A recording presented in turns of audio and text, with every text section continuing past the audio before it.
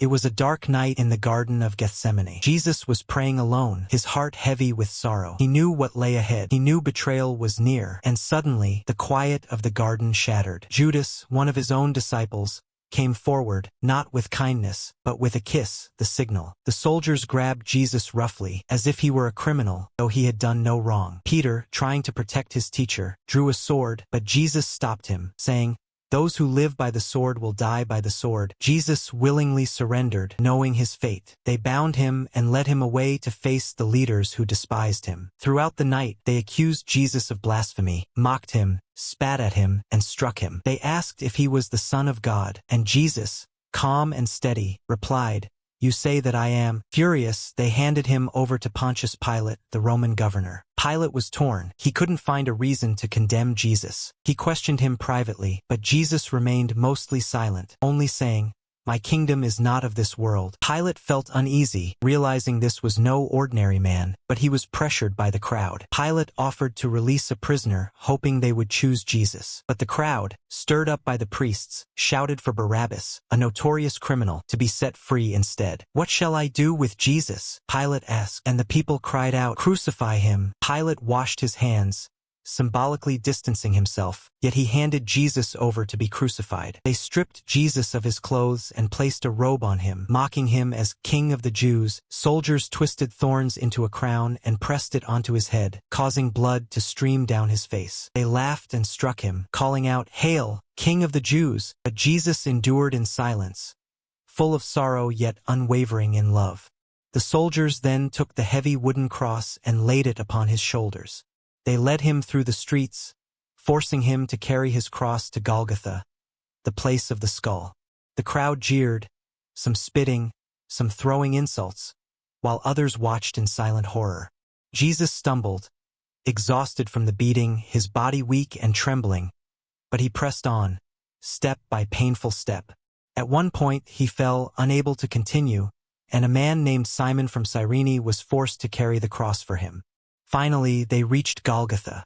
There, they nailed Jesus' hands and feet to the cross, raising him high for all to see. The pain was beyond imagination, each breath a struggle.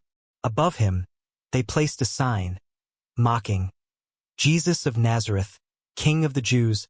Even as he hung there, people shouted, "If you are the Son of God, come down from the cross." But Jesus did not respond with anger. Instead, he looked down at those who mocked him, at those who condemned him, and he prayed, "Father, forgive them, for they do not know what they are doing." As he hung there, between two criminals, one mocked him, but the other rebuked the first, saying, "This man has done nothing wrong." Then, turning to Jesus, he pleaded, "Remember me when you come into your kingdom." And Jesus, in the depths of his suffering, looked at the man and promised, "Today, you will be with me in paradise." As hours passed, darkness fell across the land, though it was midday.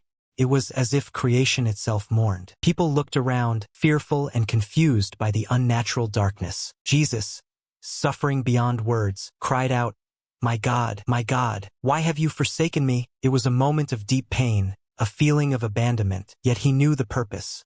Near the end, Jesus whispered, "I thirst."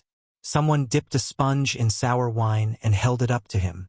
After tasting it, he took a final breath, gathered the last of his strength, and cried, "It is finished."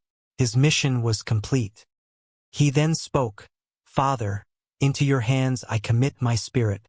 And with that he bowed his head and died. At that very moment, the earth trembled, the ground shook, and the massive temple curtain tore from top to bottom, symbolizing the end of separation between God and humanity.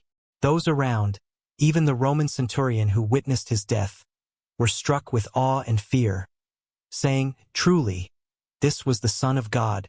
3 days later, the impossible happened. Women went to his tomb to anoint his body, but they found the stone rolled away and the tomb empty.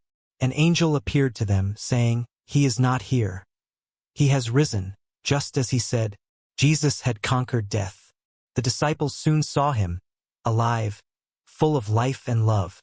His resurrection was proof of his victory over sin and death, and he promised to be with them always, even to the end of the age. This is the story of Jesus' crucifixion.